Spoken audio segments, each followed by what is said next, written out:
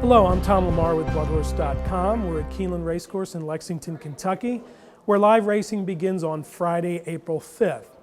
We took a few minutes to talk to Keeneland Director of Racing Rogers Beasley on the prospects for the meet and a little bit about the Bluegrass Stakes.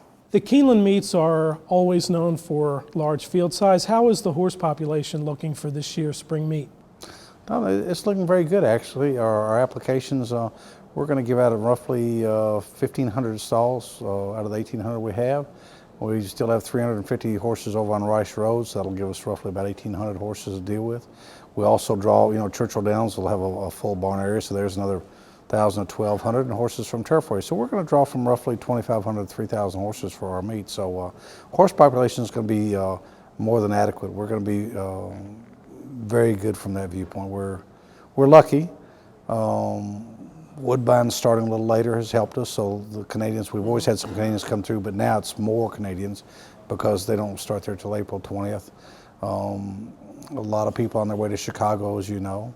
A lot of people stop by on their way to New York, as you know. A lot of owners want to race here. So we're blessed from a lot of different facets, and it all works well to get us a full barn population.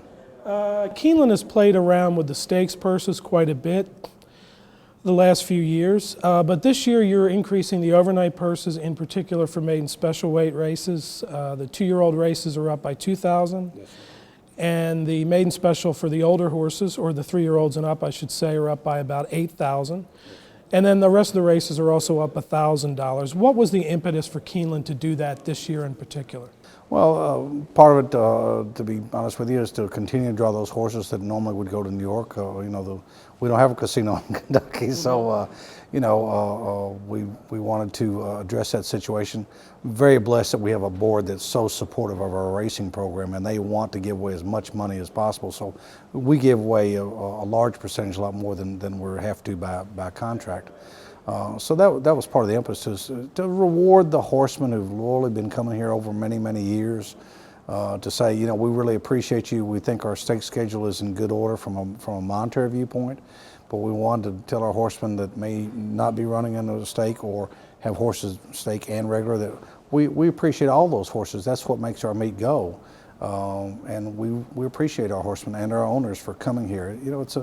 It's a little bit challenging to come here for 3 weeks when you're going to New York or going to Canada. So we want to reach out to horsemen and say, we appreciate you, and we do. Let's talk about the Bluegrass real quick. The points qualifying system for the Kentucky Derby this year has led to some larger fields in those qualifying races, and the Bluegrass winner earns 100 points. How do you see that affecting maybe the quality and size of the field for the Bluegrass this year? Well, I think it's actually a positive thing. When the point system first came out, there were a lot of naysayers, why fix something that's not broke, so the old saying. We've said we're taking a neutral stance about that. Let's wait and see how it all evolves.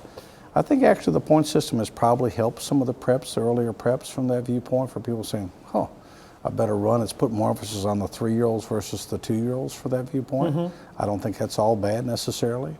So it's put an emphasis on that, and I think our prep will be a very full prep because of it, because whether you win or potentially even if you run second here, you will get a seat at the first Saturday in May. So we think that is a positive thing. That plus winning the Bluegrass has always been a great thing for potential stallions, etc. So all those factors working well. We're looking forward to a full field.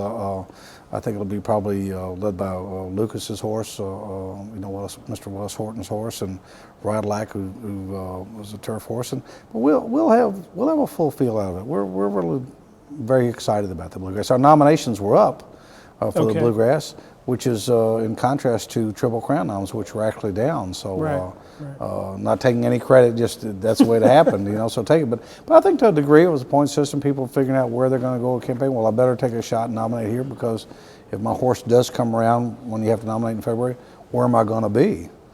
So that's worked out well for us. All right. Well, we thank you for your time, Rogers. Absolutely. Wish you the best on the racing side at the Keeneland Spring Meet that begins I'm looking April forward 5th. to it. All right. I really am. We're going to be good.